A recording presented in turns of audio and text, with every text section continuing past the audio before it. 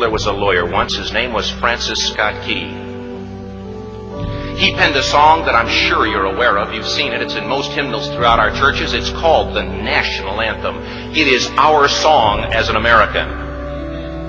We go, however, to a ball game. We stand in our church services and we sing the words of that song, and they float over our minds and our lips, and we don't even realize what we're singing. Most of us have memorized it as a child, but we've never really thought about what it means. Let me tell you a story.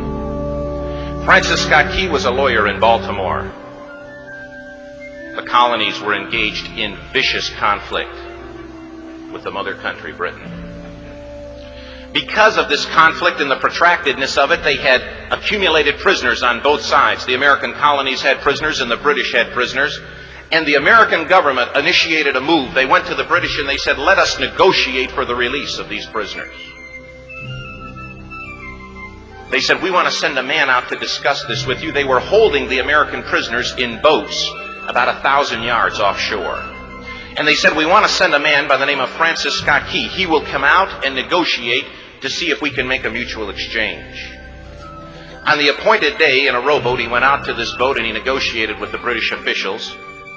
And they reached a conclusion that men could be exchanged on a one-for-one basis.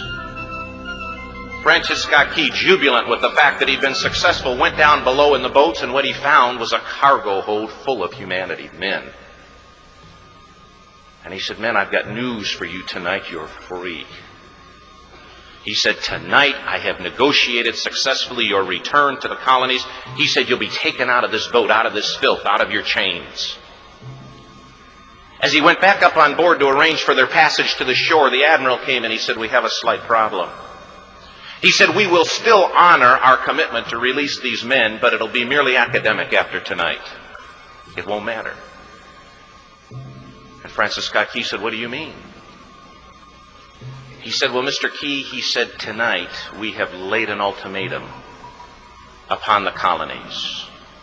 Your people will either capitulate and lay down the colors of that flag that you think so much of, or you see that fort right over there, Fort Henry?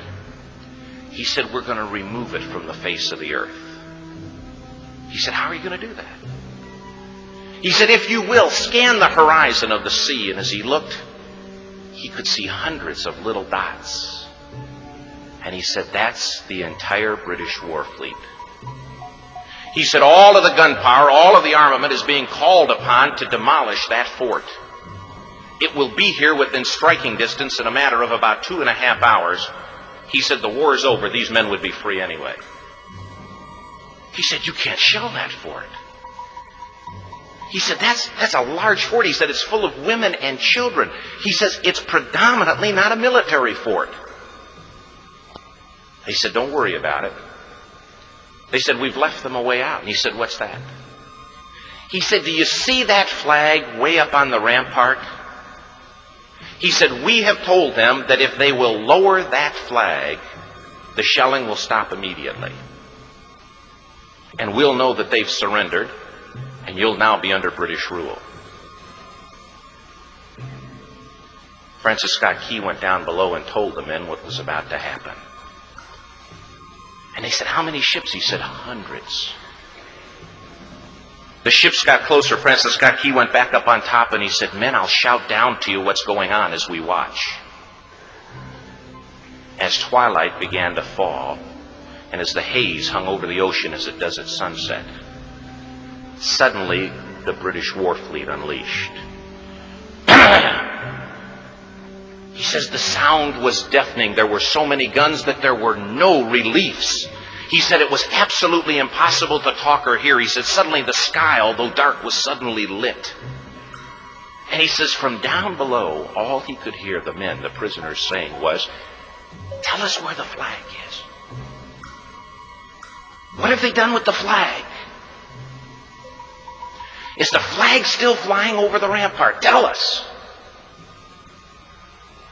1 hour, 2 hours, 3 hours into the shelling.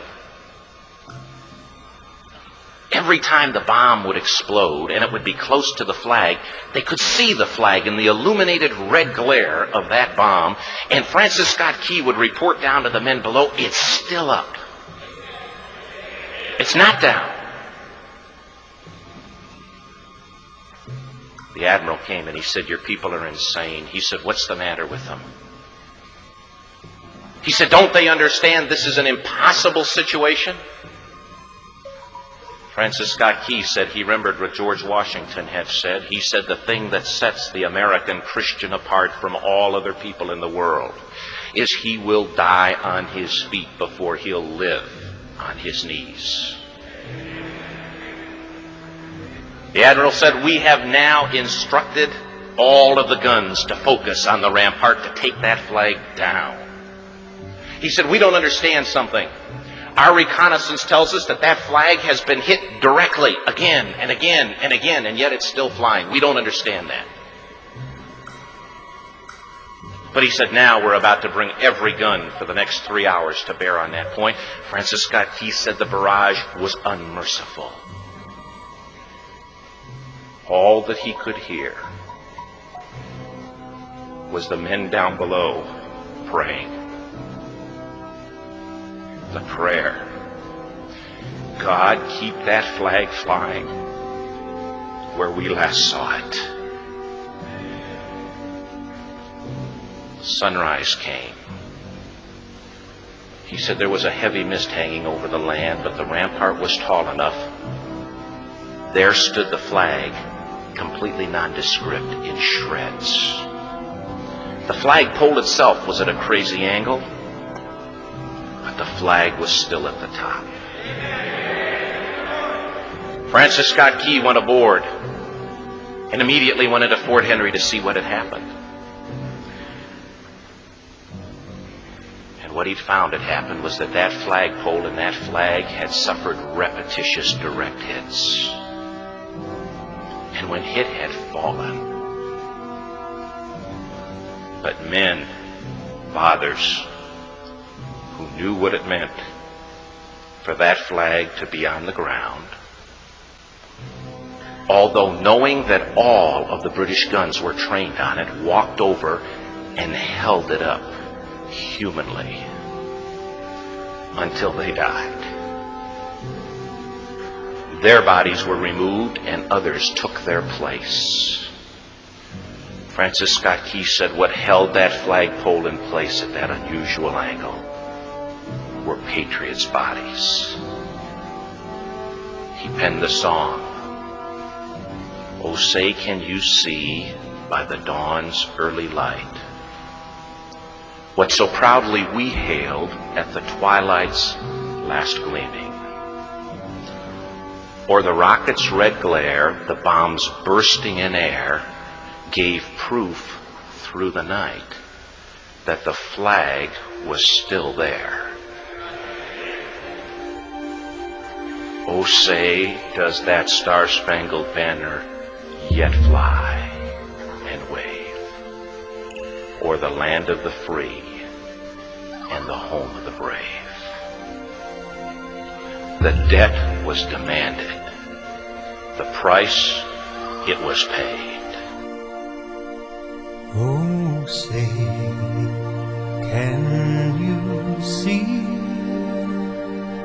by the dawn's early light what so proudly we hailed at the twilight's last gleaming, whose broad stripes and bright stars through the perilous fight o'er the ramparts we watched were so gallantly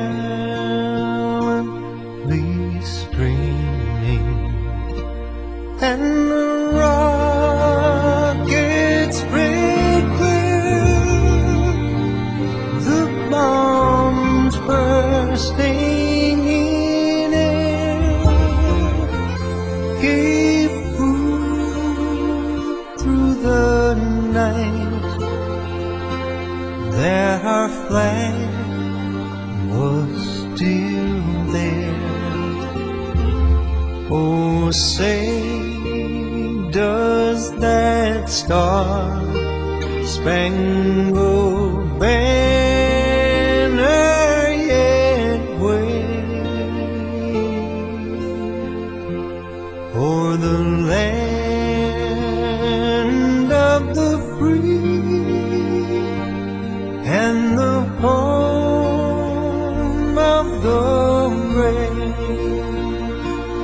Oh, say, does that star-spangled banner yet wave